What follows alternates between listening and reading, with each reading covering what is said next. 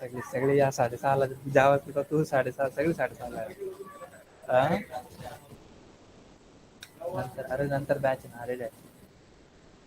तेच.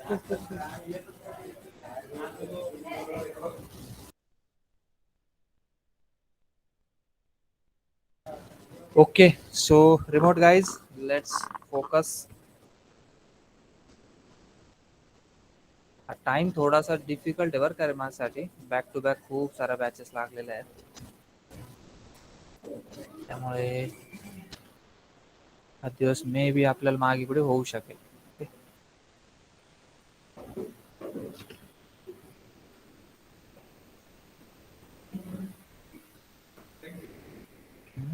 थांब ना. तेवढं एकावर एवढे दिवस टोमणे मारीत राहील ना मी आता. तू म्हणशील अरे यार कुठून हुकलं आपल्याकडून. थांब एक मिनिट.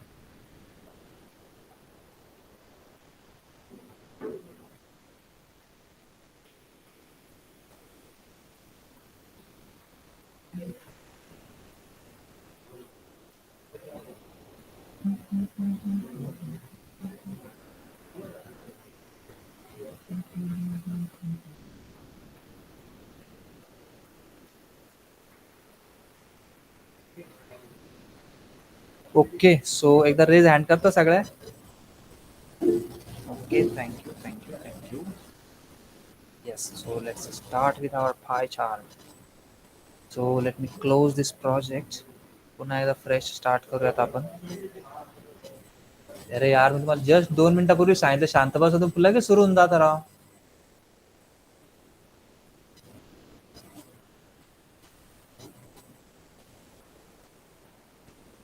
आणि राज तर यार विशेष राव खरंच. स्टाईल टॅगला टेबल देऊ राहिला तू. लिस्ट टॅगला लिस्ट टॅग त्याला दिला होता, तू त्या टेबल लिहू राहिला, हेडिंग लिहू राहिला. अरे काय प्रॅक्टिस करा. मग काय लिहिल तू प्रॅक्टिस कर.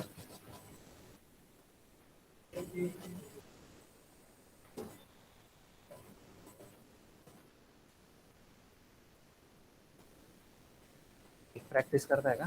चालेल.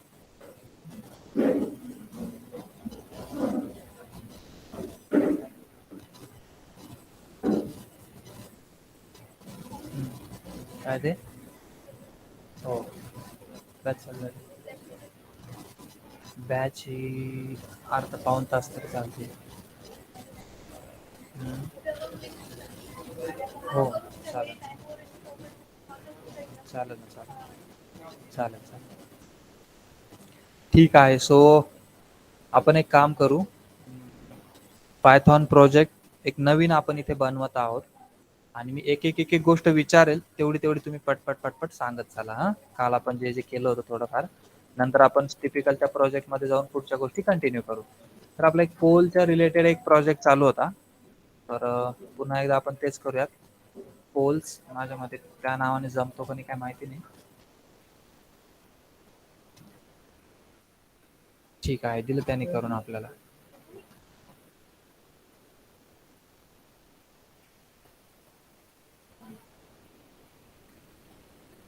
सो चॅट बॉक्स मध्ये मला क्विकली टाईप करून सांगा. Very first step after creating virtual environment in Python. काय टाईप करू मी आणि कुठे टाईप करू?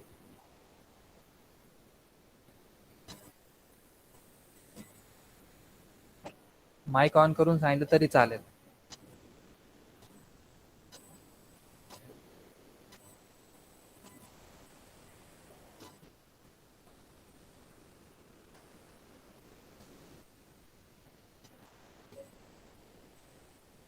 सो पहिली स्टेप आपली असायला हवी की आपल्या प्रोजेक्ट मध्ये जँगोचं पॅकेज इन्स्टॉल करणे. सो जँगोचं पॅकेज कुठून इन्स्टॉल करायचं?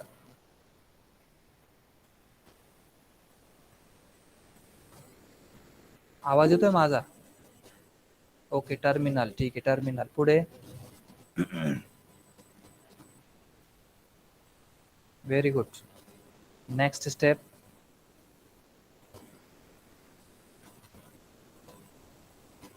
तुम्ही हिंट द्या नुसतं. बाकी कंप्लीट करून घेतो.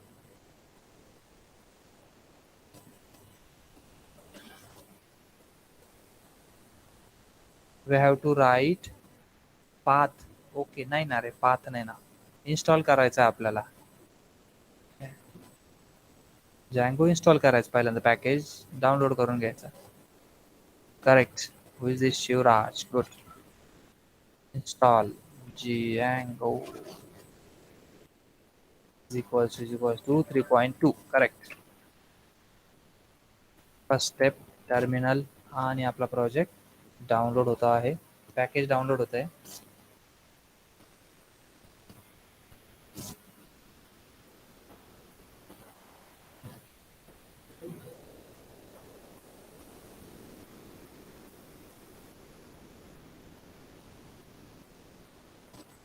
झालं इन्स्टॉल.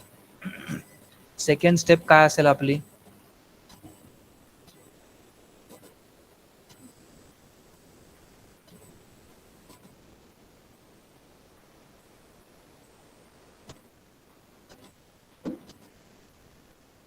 इन्स्टॉलने तुम्ही काय केलं माहितीये, जँगोचं जे पॅकेज आहे ते आणलेलं आहे. जसं एखादी वस्तू तुम्ही आणता विकत, आणल्यानंतर ती घराच्या बाहेर ठेवली. ओके, लाईक तुम्ही पेंट आणला, हा आहे ना, पेंट आणला असेल, ज्या बकेट्स आणला ते कुठे ठेवलं? बाहेर ठेवला. फायदा आहे त्याचा काही? नाही फायदा. जोपर्यंत खोलून कलर नाही देत आपण, मग ते जे काम आहे ते आपल्याला सुरू करावं लागेल. आणि त्याच्यासाठी कमांड कोणती आहे? Start project. पण ही स्टार्ट प्रोजेक्ट कमांड ऐकेल कोण आपलं? तर जेव्हा आपण प्रोजेक्ट डाउनलोड केला ना, तेव्हा एक जण याच्यामध्ये ऐकण्यासाठी सज्ज झाला, आणि त्याचं नाव काय आहे? जँगो ऍडमिन. त्याला आपण कामाला लावणार. कारण आपण नुसता कलरचा डब्बा नाही आणला, तर काम करणाऱ्या माणसाला सोबत आणलेलं आहे. त्याला आपण ऑर्डर दिली, भाऊ काम सुरू कर, जँगो ऍडमिन स्टार्ट प्रोजेक्ट. ठीक आहे, त्याला तुम्हाला सांगावं लागेल की जो प्रोजेक्ट सुरू होतो त्याचं नाव काय ठेवायचं. तर जे प्रोजेक्ट फोल्डरला नाव आहे तेच आपण देऊ. काय नाव द्यायचं ठरलं आपलं? पोल्स. स्पेस देऊन आपण इथे एक डॉट देऊया, सब फोल्डर तयार न होण्यासाठी. ठीक आहे, एंटर केलं, झालं. बरं, इकडे लेफ्ट साईडला लक्ष ठेवत राहायचं होतं आपल्याला. सध्या व्हर्च्युअल एन्व्हायरमेंटचा एक फोल्डर आहे, मेनचा एक फोल्डर आहे, एक्सटर्नल लायब्ररी. तुम्ही कुठेही नुसतं क्लिक करा आणि थोडं थांबा तरी काय, हा आलं पहा. ओके, पोल्स नावाचं फोल्डर रेडी झालं. ठीक आहे, तर पॅकेज मधून ज्या ज्या गरजेच्या गोष्टी होत्या त्या त्याने इकडे आपल्या प्रोजेक्ट मध्ये इम्पोर्ट केलं. आलं लक्षात? जेवढा जेवढा कलर पाहिजे होता घराला देण्यासाठी तो सगळा त्याने मिक्स करून रेडी करून ठेवला. आता आपल्याला सुरुवात करायचंय. पीयूपी असेल, हे असेल, ते असेल, एव्हरीथिंग. बरं, लाईव्हली बघायचं पण आहे आपल्याला की काय होतंय आणि काय नाही होतंय. तर मग आपल्याला एक फाईल मिळाली, manage.py. आता ऍक्च्युली ही फाईल नसून कमांड लाईन आहे, आणि ह्या कमांड लाईनच्या मदतीने आपण काही गोष्टी करणार आहोत. आणि कमांड लाईन एक्झिक्यूट करण्यासाठी आपल्याला जी exe फाईल यूज करायची तिचं नाव पायथॉन. सो आपल्याला सर्व्हर स्टार्ट करायचा आहे, लूप बॅक सर्व्हर, की आपल्या इथेच टेस्टिंगसाठी आपल्याला एक सर्व्हर रन करायचा, जेणेकरून आपण त्यावर आपला पूर्ण प्रोजेक्ट लाईव्हली चेक करू शकतो. सो सर्व्हर रन करण्यासाठीची कमांड.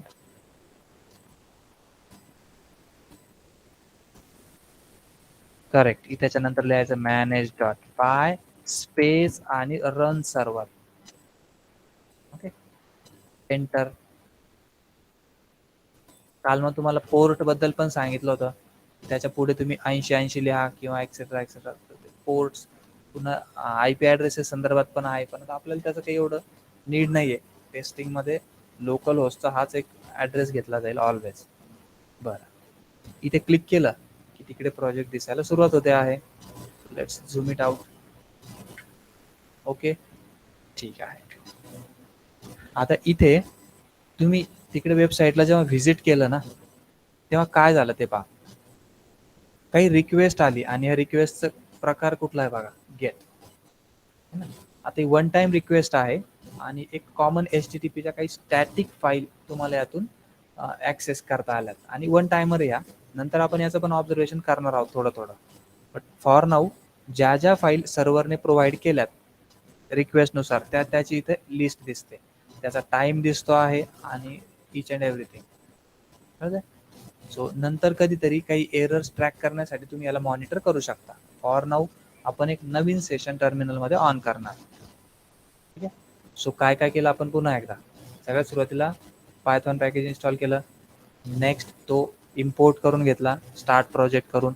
आता स्टार्ट प्रोजेक्टमध्ये तुमच्या इथे असं पोल्स नावाच्या काही 5-6 फाईल्स आल्यात. manage.py मिळालेली आहे. एक छोटासा मिनी डेटाबेस पण मिळालेला आहे. एवढ्या बऱ्याचशा गोष्टी तुम्हाला मिळाल्या. आता आपल्याला यात आपला एक ॲप तयार करायचा. ॲप म्हणजे त्या प्रोजेक्टमधले छोटे छोटे छोटे छोटे हिस्से. लाईक जसं कलरचंच एक्झाम्पल घेतोय आपण. सो कलर घेतल्यानंतर तुम्ही सगळ्या घराला एकदाच द्यायला सुरुवात नाही करत. तुम्ही विशिष्ट एरिया ठरवून घेताय की फ्रंट रूम, मधली रूम आणि बाहेर सगळ्यात मागची रूम. लेट्स से 3 रूम असेल किंवा कसं. प्रत्येक रूमला वेगळा कलर कॉम्बिनेशन आहे. तुम्ही एकच ब्रश घेतला आणि सरळ पहिल्या भिंतीपासून शेवटच्या भिंतीपर्यंत मारायला सुरुवात केली, इट्स नॉट कूल. मग तुम्हाला रूम वाईज डिवायडेशन आहे. आता रूम वाईज डिवायडेशन कसं होणार आहे ते, तर त्याच्यासाठी तुम्हाला वेगवेगळे ॲप्स बनवून घ्यावे लागतील. मग इथे आपण ते ॲप्स बनवणार. समजेल. मग आता ॲप बनवण्यासाठी काय करावं लागेल बरं. ॲप बनवण्यासाठी है ना कोणती कमांड आहे. जशी स्टार्ट प्रोजेक्ट आहे तशीच कोणती एक कमांड आहे, स्टार्ट ॲप है ना. आणि कोण ऍक्सेस करून देणार ही कमांड, ऍडमिन.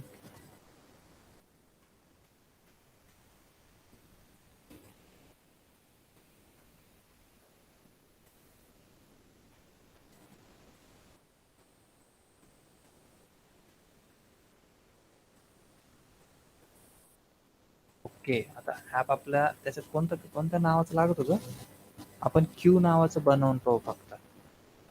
इथे क्यू नावाचं फोल्डर तुम्हाला दिसेल. आता बाजूला क्लिक करा किंवा रिफ्रेश करा, क्यू दिसतंय. So Q stands for question. नंतर आपण डिलीट करून टाकू त्याला. फॉर नाऊ राहू दे त्याला, नंतर आपण डिलीट करूया. सो ह्या बेसिक 4 ते 5 स्टेप 100% कळाल्या असतील तर 100 लिहून पाठवा. आणि या प्रत्येक प्रोजेक्टमध्ये एकदम हँडी होतील तुम्हाला.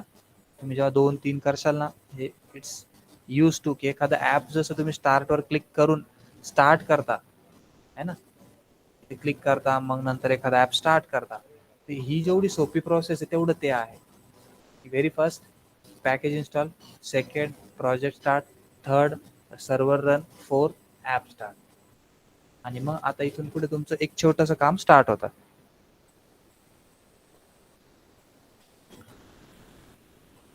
Okay, let's check out.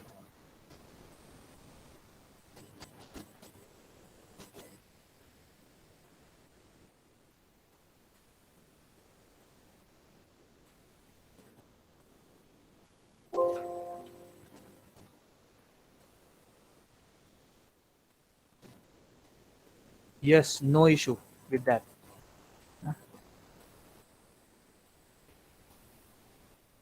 ते पण आहे. तुम्ही त्याने सुद्धा तुमचा तो सेम जे काही प्रोजेक्ट असेल, ॲप असेल ते क्रिएट करू शकता. ओके. सो manage.py आणि Django ॲडमिन असे दोघं पण तुमचं हे काम करणार.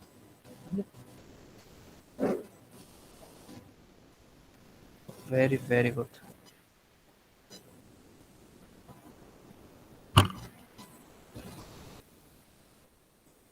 नेक्स्ट काय होतं त्यामध्ये,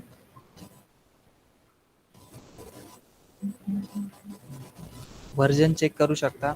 you have created project.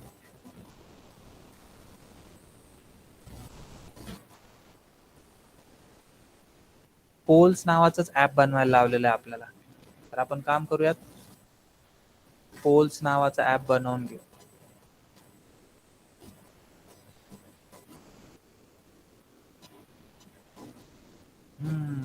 Let's check poles बनतं का. मला नाही वाटत बनेल आता. दुसरं नाव द्यावं लागेल आपल्याला. काय देतं आता. ठीक आहे, आपण पी नाव दिलेलं आहे. पी नाव नाही दिलेलं ना, पी देऊ फक्त. जिथे जिथे पोल्स असेल तिथे तिथे आपण काय यूज करणार, पी. तर पी आहे, क्यू आहे, यस आहे आपल्याकडे. So no issue. आपण इथे पी पी पी कडे बघत जाऊ. जमेल. Very easy. पोल्स मध्ये अशा काही फाईल्स दिसतील ज्याचं थोडं थोडं एक्सप्लेनेशन आपण चेक केलं होतं. तुमचा पहिला व्ह्यू तुम्ही लिहत आहात.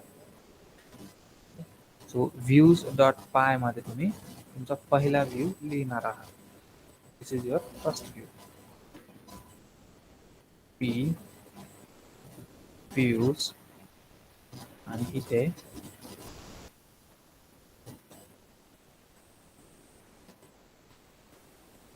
ओके. तर आता काल आपण काही गोष्टी बघितल्या होत्या की जसं मॉडेल्स कशासाठी, तर मॉडेल्स इज अ डेफिनेशन तुमच्या डेटाची, बॅकएंडची आणि जो काही कोर तुमच्या प्रोजेक्टचा एम असेल त्याची डेफिनेशन असते. त्या डेफिनेशनला पुढे शो करण्याचं काम कोण करतं? व्ह्यू. थोडक्यात एक मधला लेअर, जसं एखाद्या घराचं कन्स्ट्रक्शन होतं तर त्यामध्ये तुम्ही कॉलम्स म्हणजे पिलर्स, नेक्स्ट स्लॅबसाठी तुम्ही एक अशी जाळी आथरता, राईट. सो ऑल ते सगळ्याला तुम्ही मॉडेल म्हणू शकता. Okay, what ever it is, त्याला तुम्ही काय म्हणू शकता? मॉडेल. त्यानंतर तुम्ही त्यामध्ये सिमेंट आणि बाकीचा जो मसाला भरताय जे की दिसतंय तुम्हाला डिरेक्ट, कारण त्याच्या आतमध्ये हिडन खूप आहे. Okay, so all that hidden part you can say model. पण मग तो कोर आहे, त्याने स्ट्रेंथ आहे. ओके, एखाद्या घराला तुम्ही कलर नाही दिला, ओके, किंवा हलका कलर दिला तर घर कच्चं राहत असं होतं कधी नाही. घराची मुख्य स्ट्रेंथ कशात आहे? मॉडेलमध्ये. तर व्ह्यू फक्त दाखवायचा पार्ट असेल की यार फ्रंट कलर्स आहे ना. मग आता फ्रंट कलर्स कसा की यार एखाद्या ठिकाणी कॉलमची खटकी असेल तर बरोबर कलर पण त्या खटकी सारखाच दिसतो. कलर काय त्याला कव्हर करतो कधी नाही. खटकीला खटकी इकडे समोर पण दिसणार, बट बरी दिसणार थोडीशी. सो सेम तसंच आहे की view will always work like that. तो फक्त बॅक एंडचं जे असेल त्याला थोडंसं रंगरंगोटी देऊन दाखवण्याचं काम करेल आणि मॉडेल ही जस्ट डेफिनेशन असेल. ओके, आता हे त्यांनी म्हणजे याच्यातलं तो कॉन्सेप्ट एक नवीन समोर आणला की प्रोजेक्ट रेडी करताना असं तुम्ही करू शकता. मग याने 2-4 गोष्टी खरंच कमी झाल्यात की डेटाबेस सोबतचं जे इंटरॅक्शन आहे ते खूप क्लिअर व्हायला लागलं. नाही तर दरवेळेस काय व्हायचं ना, डेटाबेससाठी एक वेगळा माणूस ठेवावा लागायचा. इथे तसं नाही होत आता. इथे फ्रंट एंड वाल्याने फक्त थोड्या गोष्टी सांगायच्या, डेटाबेसच्या मागच्या गोष्टी सगळं पायथॉन बघून घेणार. अगदी 2 कमांडमध्ये सगळं काही रेडी होणार.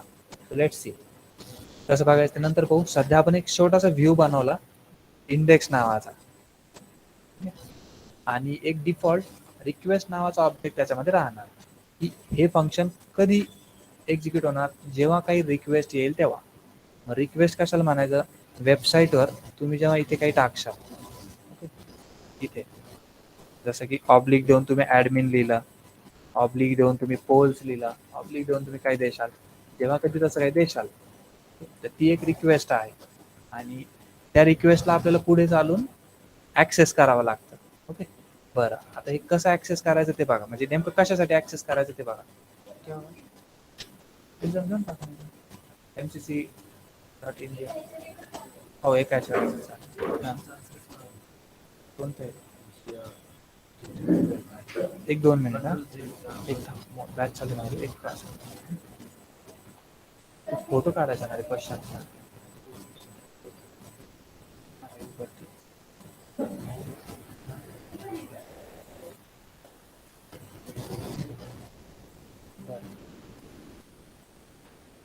पुढचा क्वेश्चन पण घेता येते का?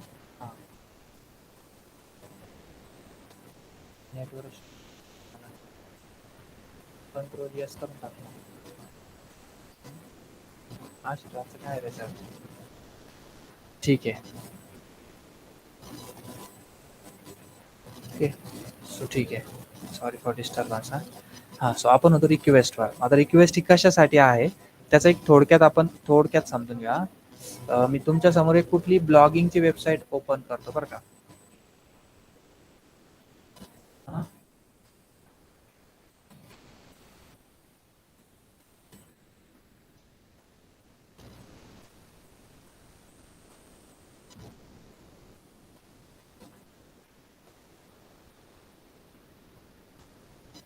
हां.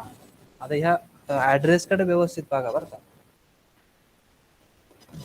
तुम्हाला काही सेक्शन्स दिसतील इथे की जसं in, okay, in I think हे इंडियासाठीचं असणार आहे सेक्शन.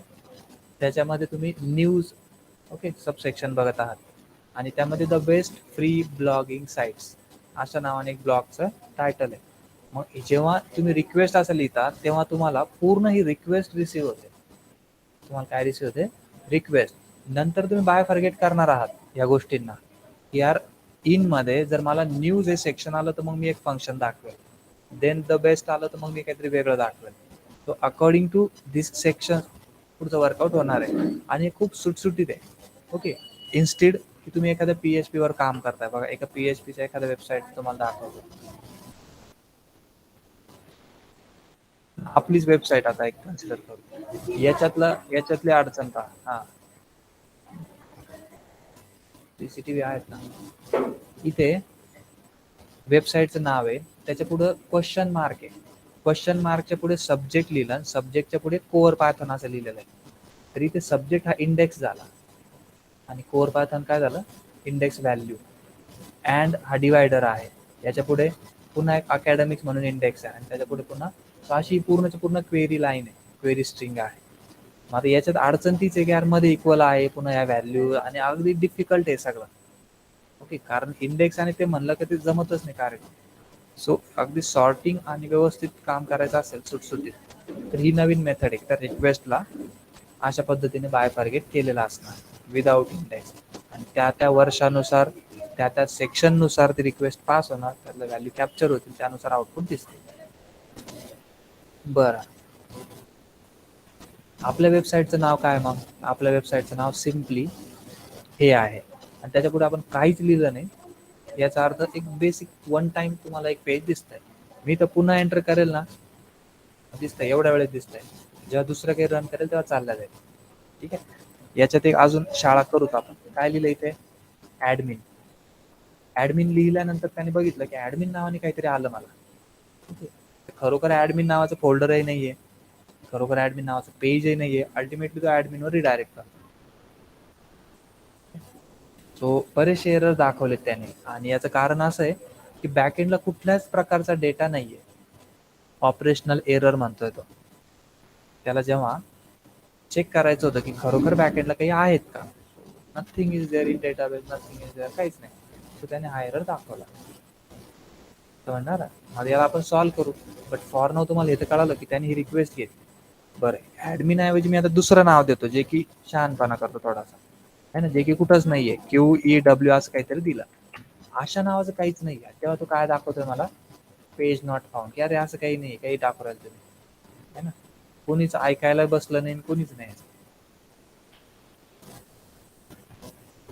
सो रिक्वेस्ट ऑब्जेक्ट त्याच्यासाठी इंडेक्स हे जे फंक्शन आहे रिक्वेस्ट ऍक्सेप्ट करेल. नाही दिलं तरी काही जाणार नाही. ओके. पण द्यायचं. याला नंतर आपण प्रोग्राम करणार. बरं, ह्या रिक्वेस्टलाच रिटर्न मध्ये एक HTTPचा रिस्पॉन्स जाईल ज्यामध्ये आपण hello world you are something something असं दिलं. बरं, ओके. आता आपल्याला ह्या फंक्शनचा डिस्पॅच रेडी करायचा. फंक्शनचं काय रेडी करायचा? डिस्पॅच. बरं, हा कधी डिस्पॅच करायचा? जेव्हा आम्ही पोल असं म्हणणार तेव्हा. तेव्हा काय म्हणणार आम्ही? ते पोल. ठीक आहे. बरं, तिथलं पोल कोण वाचणार आहे? पहिल्यांदा पोल्स मधला, मेन पोल्स मधला URL वाचेल. मेन पोल्स मधला कोण वाचेल? URL. ह्या URL मध्ये आपण असा प्रोग्राम करायचा, इथून त्याला रिडायरेक्ट करायचं ह्या P मधल्या URL कडे. सो एक URL आपल्याला इथे बनवायचंय आणि इथून त्याला रिडायरेक्ट. पहिल्यांदा इथून रिडायरेक्ट करूयात आपण. इथे अजून एक पाथ राहील आणि इथे काय लिहायचं? पोल. बरं, रिडायरेक्ट कुठं करायचंय? तर एका विशिष्ट पाथवर रिडायरेक्ट करायचं. त्यासाठी आपल्याला इन्क्लूड नावाची कमांड लागेल.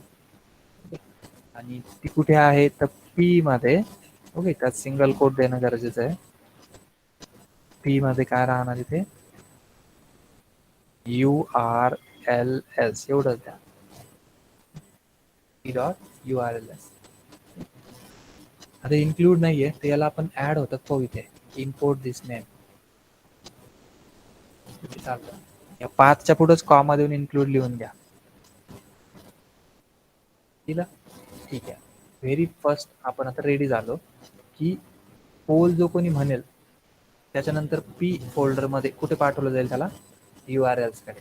म्हणजे URL त्यांच्या URL सोबत कम्युनिकेट करणार. ओके, अंतर्गत. लेट्स सी, इथे एक URL बनवायचा, urls.py बनवला. यात तुम्हाला ह्याच नावाचा व्हेरिएबल बनवायचा, URL पॅटर्न्स. आणि एवढं टेन्शन न घेता सरळ इथूनच कॉपी करा अँड देन URLs मध्ये पेस्ट करा. झालं. इथे हे नाही टाकायचं, हे पण नाही टाकायचं. आणि इथे तुम्हाला जे टाकायचं आहे ते काय आहे बघा. आता व्यवस्थित लक्ष द्या. पहिलं URLs मध्ये पोल जो कोणी म्हणेल त्याला p.urls कडे पाठवलं जाईल. URLs मध्ये आल्यानंतर तो बघतोय तर इथे यांनी अजून एक पाथ दिला जो की रिकामा आहे. रिकामा इन द सेन्स नुसतं पोल्स लिहून जो कोणी कॉल करेल. ओके, इथं पोल्स दिलं बरं, हा पोलच दिला, पोल दिली, यस नाही दिलेला आहे. जो कोणी असं देईल त्याच्यानंतर तुम्हाला इथे रिडायरेक्शन द्यायचं. एक नेम काय दिसलं पाहिजे, जे दिसलं पाहिजे तिथे द्यायचं. तुम्हाला काय दिसलं पाहिजे, व्ह्यूज मधले जे इंडेक्स आहे ना ते दिसलं पाहिजे. तर व्ह्यूज पहिलं तर इथे ऍड करा. ऍड कसं करणार, फ्रॉम व्ह्यूज इम्पोर्ट, काय इम्पोर्ट करणार, इंडेक्स. ओके, आणि इथे काय म्हणशाल मग, इंडेक्स. बरं, याच्या आतमध्ये रिकामा सोडा सध्या.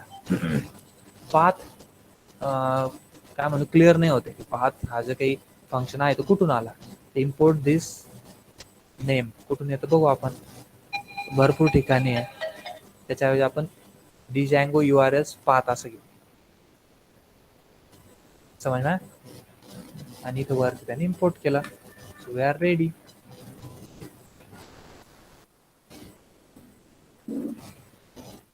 So one error is there. अशा वेळेस तुम्हाला इकडच्या लोकलमध्ये जायचं आणि तो इथे काय म्हणतोय पहा, नो मॉड्यूल नेम्ड p.urls, असं काही मॉड्यूलच नाही म्हणतो तो या URL मध्ये. तिथे urls.py तुम्हाला द्यावं लागेल. द्यायचंय गे, हे नव्हतं दिलं काल आपण. पहिलं त्याला क्लोज करा.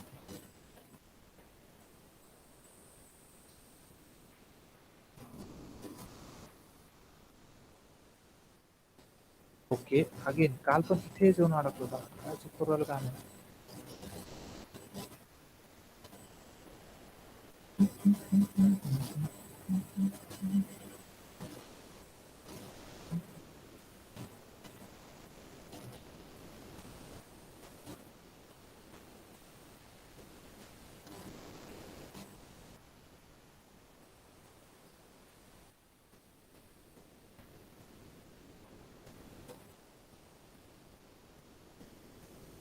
Let's check. पुन्हा एकदा no module name p.urls.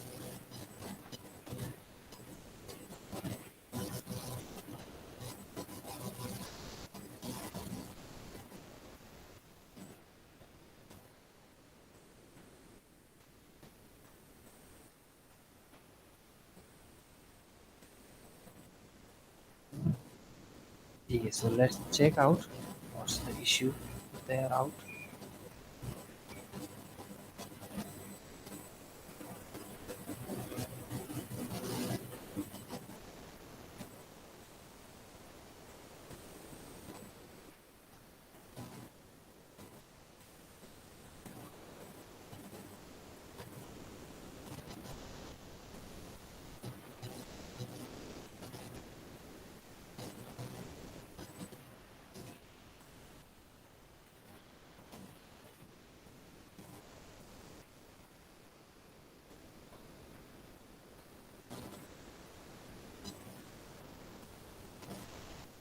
Um, of this.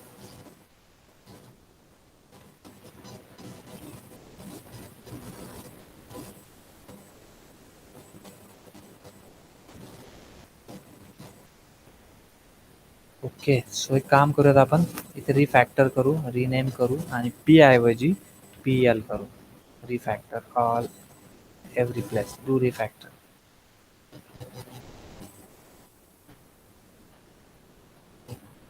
Let's have PL here.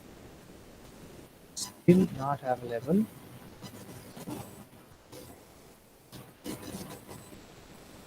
Hmm.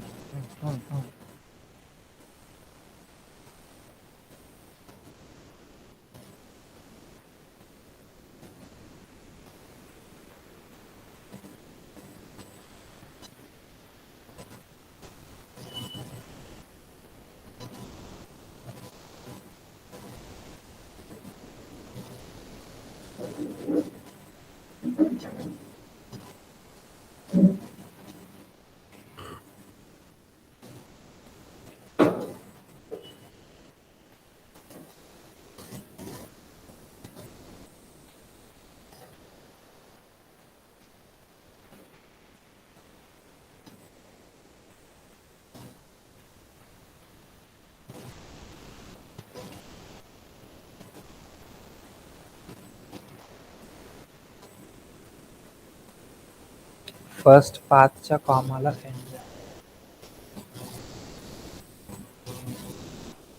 One second.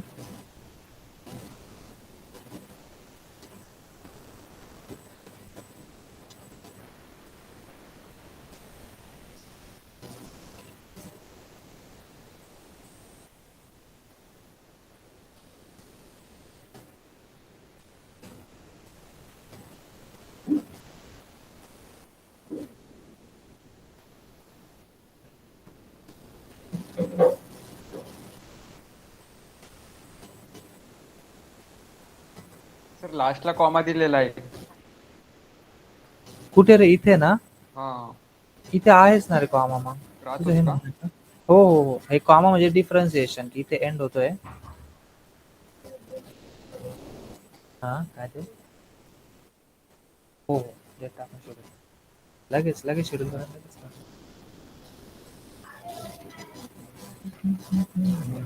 हो, आजचेच आजचे. वाह! मजा आ रहा है अब तो.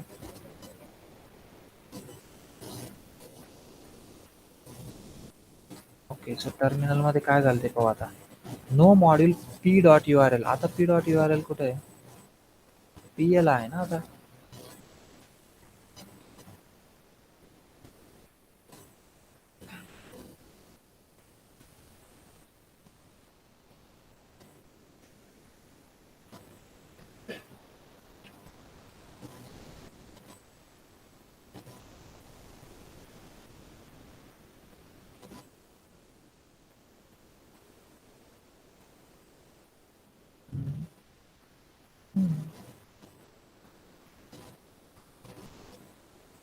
ऑब्लिक. ठीक आहे. सो एका लाईनसाठी भरपूर मागासमारी झाल्या. यात आहे ना, एक गोष्ट मिस केली बरं खरं मी. आणि तुम्ही पण थोडंसं लक्षात ठेवा. मे बी आधी काय चूक झाली ते नाही माहिती, बट जेव्हा फोल्डर रिनेम करतो ना आपण, त्यावेळेस तुम्हाला पुन्हा एकदा सर्व्हर रन करावा लागतो अनडाउटेडली. आणि आधी कदाचित पी नाव हे काहीतरी एंगेज असेल किंवा काहीतरी असेल तिथे, म्हणजे काय मिस्टेक झाली तेच त्याला माहिती, आपल्याला नाही माहिती. बट जेव्हा फोल्डर रिनेम करतो तेव्हा स्ट्रिक्टली तुम्हाला एकदा ते सर्व्हर पूर्ण बंद करून रन करावं लागतं, कारण तो पूर्ण त्या फोल्डरचं मॅपिंग करतो त्याच्या आतमध्ये, है ना. सो त्या पॉईंट ऑफ व्ह्यूने आपल्याला एकदा करावं लागेल. बरं ठीक आहे. सध्या आपलं एक POLLL ओके अशा नावाने रन केला. रिक्वेस्ट कशी पास झाली? सो हे जेव्हा आपण पाथ पास केला तो पहिला ह्या यू आर एल कडे आला. इथून आपण त्याला जम्प करायला लावलं PL dot U R L. So PL folder URLS. इथे तुम्ही काहीच दिलेलं नाहीये, सो तो तुम्हाला घेऊन आला व्ह्यूज डॉट इंडेक्स मध्ये. असे आपण 2-3 बनवले. इथे आपण एक इंडेक्स बनवलं. इथे आपण काहीतरी दुसरं बनवूयात. लेट्स एक क्वेश्चन एक आपल्याला लागणार आहे माझ्या मध्ये याच्यात. So this is your question something असं काहीतरी करू आपण.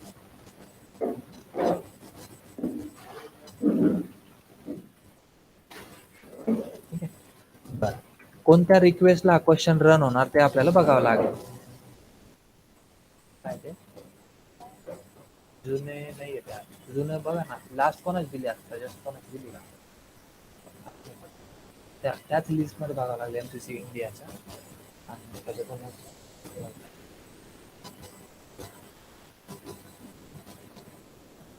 हा किंवा मग एमसीसी इंडियामध्ये जा, क्वेश्चन बँक असेल ते डाउनलोड करा. Question bank question exam start करून द्यायचं तिकडे स्टार्ट करतो. सो क्वेश्चन आहे आणि ह्या फंक्शनला आपण URLs मधून डायरेक्ट करू. बघा आता आपण पोल्स कॉल केल्यावर इथपर्यंत तर आलो. त्यावेळेस क्यू असं लिहेल कोणीतरी त्या 5च्या पुढे पुन्हा एकदा. त्यावेळेस व्ह्यूज मधलं काय रन करायचं आपल्याला, क्वेश्चन.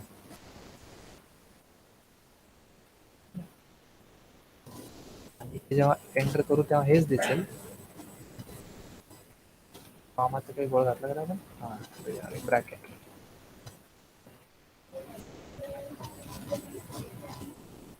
अं,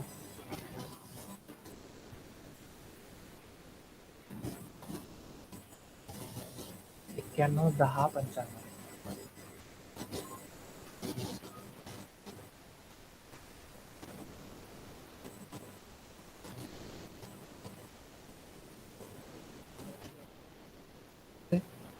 बॉक्स ब्रॅकेट दिस. याच्या पुढे जेव्हा क्यू लिहू तेव्हा काय दिसणार आहे आपल्याला, दिस इज क्वेश्चन. इश्यू प्रॉपरली तो दिसतो आहे.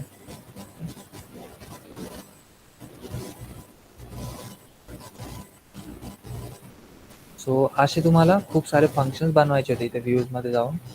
दिस डेफिनेशन क्वेश्चन, पुन्हा इथे आन्सर लिहायचं आहे किंवा चॉईसेस लिहायचे आहे. वॉट एव्हर तुम्हाला जे जे सुचल नाही सुचल ते तुम्हाला करायचं. लेट्स सी त्याच्यामध्ये आता काय काय आहे पुढची प्रोसेसेस.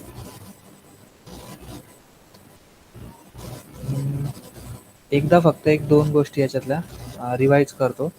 पोर्टचा तर काही इश्यू नव्हता. प्रोजेक्ट व्हर्सेस ॲप एकदा रीड करा. प्रोजेक्ट म्हणजे क्युम्युलेटिव्ह असणार, ॲप त्यातला एक छोटासा हिस्सा असणार.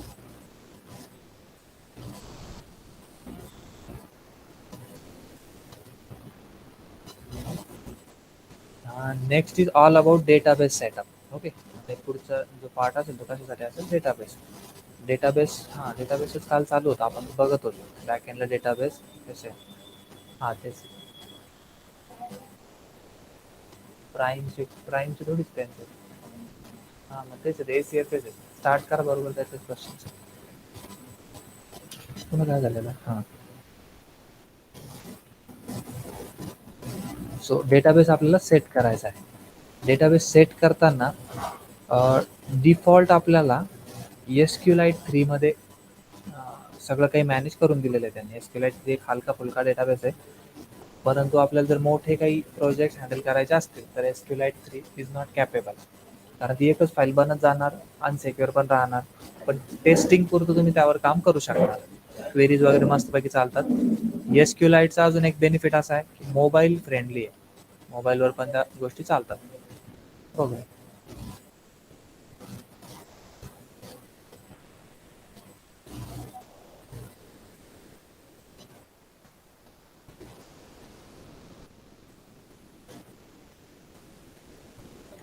सो ही एक कमांड आपल्याला लक्षात ठेवायची आता नेक्स्ट आपली है ना. आता हे काय आहे ते सांगतो तुम्हाला. आणि इथे कसा आपला हा जो पॅकेज आहे हा सक्सेस झाला. जनरली ज्यांनी अदर डेटाबेसमध्ये काही स्टॅक प्रोजेक्ट बनवले असतील त्यांना माहिती असेल की स्टेप्स कशा चालतात. व्हेरी फर्स्ट एक फॉर्म बनवला जातो. सॉरी माय बॅड. व्हेरी फर्स्ट डेटाबेस बनवावा लागतो. देन त्याच्यावर रिलेटेड एक फॉर्म बनवावा लागतो. देन PHP मध्ये त्या फॉर्म मधला डेटा इम्पोर्ट केला जातो. PHP मध्ये काय केला जातो, त्या फॉर्म मधला डेटा इम्पोर्ट केला जातो. इम्पोर्ट केल्यानंतर PHP थ्रू तो सेंड केला जातो. सेंड इन द सेन्स त्याला आपण सरळ सरळ काय म्हणूयात, स्टोअर केला जातो. आणि स्टोअर केल्यानंतर एक रिटर्न मध्ये सक्सेस येतं, जर असेल सक्सेस तर, नाहीतर येत नाही. या सगळ्या प्रोसेसमध्ये फॉर्मच्या फाईलला तुम्हाला कनेक्ट करून ठेवावं लागतं डेटाबेसशी. अशी ती प्रोसेस, राईट. मग आता यात त्यांनी काय केलं माहिती का, मॉडेल नावाचा एक कॉन्सेप्ट दिला. त्या कॉन्सेप्ट मध्ये तुम्ही काय करायचं, फॉर्म मधल्या कंपोनंटची एक कॉम्प्रहेन्सिव्ह डिटेल द्यायची. काय द्यायची? Comprehensive detail. कॉम्प्रेहेन्सिव्ह म्हणजे अगदी थोडक्यात बट एकदम इम्पॉर्टंट. ओके. आणि ते कॉम्प्रेहेन्सिव्ह डिटेल दिल्यानंतर हे जे काही इतर काम होतं, की जसं PHP डेटा इम्पोर्ट करणार, डेटा स्टोअर करणार, रिटर्न देणार, हे काम पॅकेज करेल. ठीक आहे. फॉर्म बनवायचं काम पण तोच करेल आणि डेटाबेसमध्ये डेटा क्रिएट करायचं काम पण तोच करेल. Create, data store, data access, अशा सगळ्या गोष्टी तो मॅनेज करून घेईल. परंतु मेन चॅलेंज असं आहे ना, का हे एवढं काम कुठलाच इंडिपेंडंट प्रोग्राम नाही करू शकत, कारण शेवटी डेटाबेस हा वेगळा सॉफ्टवेअर आहे. त्या सॉफ्टवेअरशी डिरेक्टली इंटरॅक्शन तुम्हाला करावं लागतं. परंतु या पॅकेजमध्ये, जँगोच्या पॅकेजमध्ये ते त्यांनी पॉसिबल केलं. पॉसिबल झालं ते म्हणजे आपल्या मॉडेलमुळं. मॉडेल म्हणजे एक बेस ढाचा आहे आपला आणि त्यातून आपण अशी काही माहिती देतो की तो ऑटोमॅटिक बॅकएंडला ठरवून घेतो, कारण हा यांना ना हे पाहिजे आणि याच्यासाठी आपल्याला एवढा एवढा डेटाबेस लागेल. अगदी 2 कमांड रन करायच्यात आपल्याला. तर 2 कमांड आणि इकडचा PHP कोड याच्यात खूप डिफरन्स आहे. खूप लेंदी टायपिंग करा आणि त्याच्याऐवजी ते 2 लाईनमध्ये सगळं काम होणार. कसं होणार? Let's see. सो त्याच्या अगोदर आपण एक काम करूयात. पहिलं तर ही कमांड काय करते, तर डेटाबेस डायरेक्टली क्रिएट करते. ओके. परंतु आपल्याला तो सध्या क्रिएट नाही करायचा. त्याचं कारण असं आहे की आपण MySQL सोबत याला कनेक्ट करू, कारण SQL लाईटमध्ये आपल्याला ते लवकर कळणार नाही. सो MySQL ला कसं कनेक्ट करायचं त्याला? So let's see.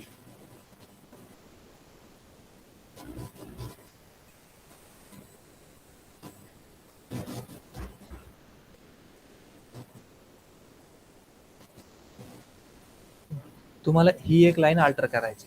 Okay. django.db.backend.mysql. आणि अजून एक सांगून ठेवता, ज्यांच्याकडे MySQL ची सुविधा नाहीये त्यांनी बिलकुल आता जेवढी प्रोसेस सांगणं चालू आहे आजची, ते बिलकुल इग्नोर करायचे, सरळ सरळ पुढे जात राहायचं. ओके. अगदी त्यांना काहीच अडचण येणार नाही इथपर्यंत. ठीक आहे. सो इतकं ते सिस्टमॅटिक आहे.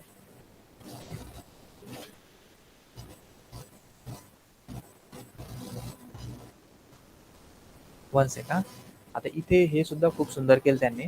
तुम्ही ट्युटोरियल वाचत असताना, if you wish to use another database, okay, तर तुम्हाला काही दुसऱ्या डेटाबेसची कनेक्टिव्हिटी, दुसरी इन्फॉर्मेशन लागत असेल, तर त्यांनी एक लिंक दिली त्या डेटाबेस बाइंडिंगची आणि त्याच्यावर क्लिक करा. तुम्हाला सगळी माहिती भेटून जाईल. Let's click on it. आणि इथे तुम्हाला डेटाबेस रनिंग कशी चालणार ते कळेल. तर एक पोस्ट ग्रे SQL म्हणून त्यांनी दिलेलं आहे त्याच्या संदर्भात, बट आपल्याला काही हरकत नाही. आपण जँगोचा कोड बघणार फक्त.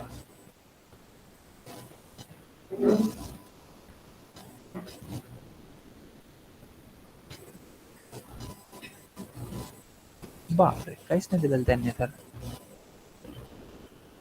ठीक आहे, चालेल. आपणच पो हम सक्षम है, देख लेंगे हम. सो तुम्हाला जायचं आहे सेटिंग्समध्ये. कुठे जायचं आहे? सेटिंग्स. जे काही डेटाबेसेस संदर्भातल्या कमांड, डेटाबेसेस संदर्भातलं सगळं काही असेल ना, ते सगळं याच्यातच सापडेल तुम्हाला सेटिंग्समध्ये, डेटाबेसच्या रिलेटेड. थोडं स्क्रोल डाऊन करा. इथे इन्स्टॉल्ड ॲप दिसेल.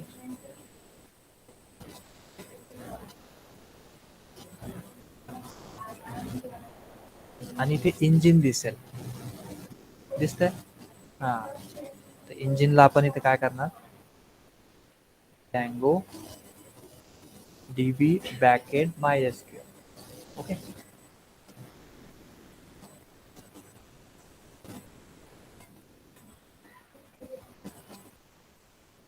एकच मिनिट हा.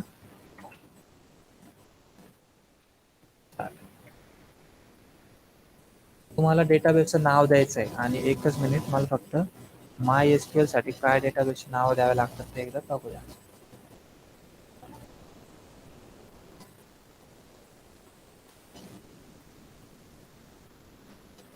ओके. सो डेटाबेस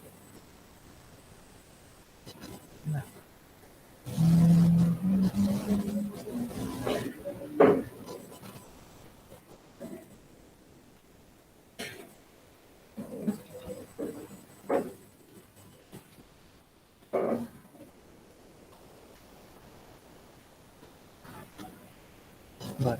आता एक काम करावं लागणार आपल्याला. इथे एक नवीन डेटाबेस आपण बनवून घेणार. ठीक आहे, स्वतःसाठी. आणि ह्या डेटाबेसला आपण नाव देणार पायथॉन बॅच. Python batch. आणि ते जी कोडिंग आहे ती आपण घेणार UTF-8 जनरल CI. कुठे गेली? 32 घेतली तरी चालेल. सो क्रिएट करतो. डेटाबेस इथं बनलेला आहे पायथॉन बॅच. ओके, ज्यामध्ये एकही टेबल नाहीये सध्या. स्ट्रक्चर मध्ये गेले पहिलेच लाईन दाखवते टेबल क्रिएट करावं. टेबल नाहीये, पण आता आपल्याला जँगो ते टेबल आणून देईल सगळे.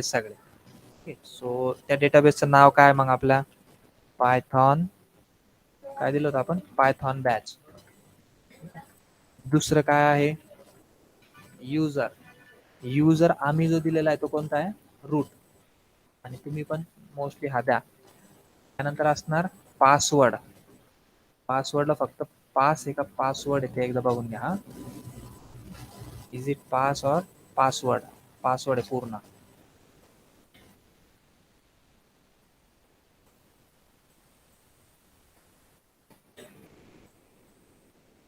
पासवर्ड काय असेल? Capital root. आमच्या इथला पासवर्ड काय आहे? Capital root. सांगायचं नाही कोणाला. त्यानंतर लोकल होस्ट नाही, होस्ट नसतं. आणि होस्ट मध्ये आपण काय देणार? Local host. हा, पोर्ट देऊन टाकायचा एक, नाही म्हणून. पोर्ट काय सांगितलं बरं मी? 3007 का? पाहून घेऊ आपण. पोर्टला काय टेन्शन नाही. 3306. 3306. So this is all setting related to MySQL database. So एवढं झाल्यानंतर तुम्हाला एक दोन चेंजेस अजून करायचे आहेत. इथे तुम्ही नुसतं डेटाबेस दिला असं नाही, ते चेंजेस इथे मी थोडेसे चेक करून ठेवले होते. सो तुम्हाला ह्या दोन लाईन ऍड कराव्या लागतील पोल्सच्या इनिट पाय मध्ये. आणि एक पाय MySQL म्हणून काय म्हणू आपण पॅकेजेस आहे, तेवढं एक इन्स्टॉल करावं लागेल. It will take some time. Install झालेला आहे. आफ्टर इन्स्टॉलिंग दिस तुम्हाला सेटिंग्स मध्ये जायचं. ओके, तुम्हाला जायचं आहे base.py. base.py दिसते कुठे? External library.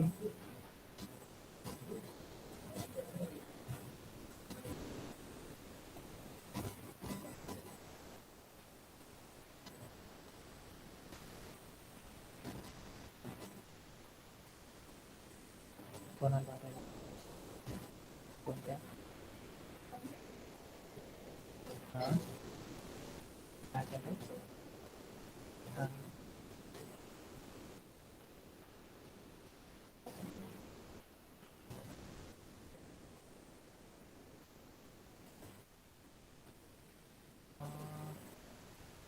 हो का?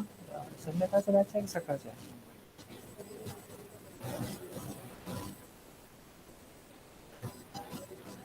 ठीक आहे, चालतंय.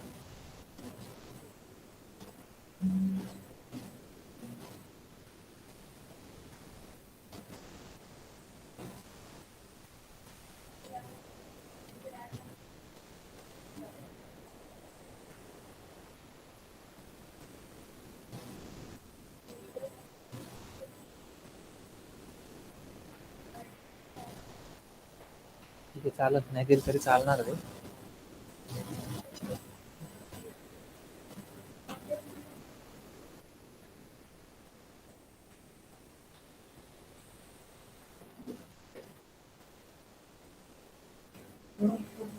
हो नो, कनेक्शन नाही जाणार.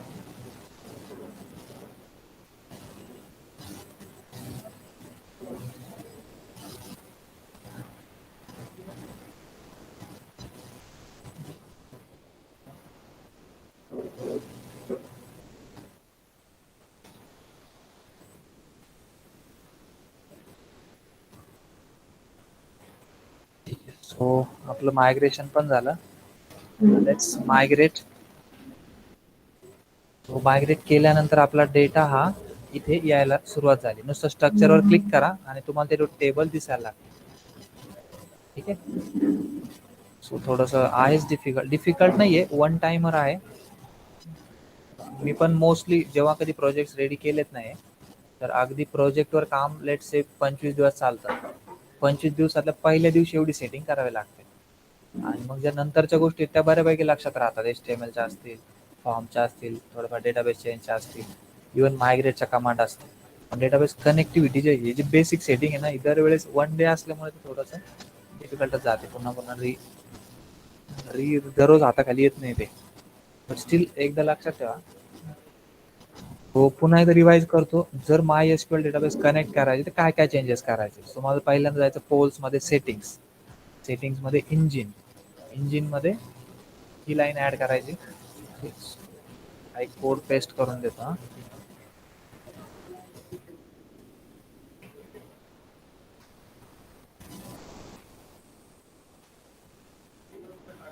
आणि याची फाईल्स कोणती राहील, सेटिंग्स, आणि देन initfy, यात ह्या दोन लाईन.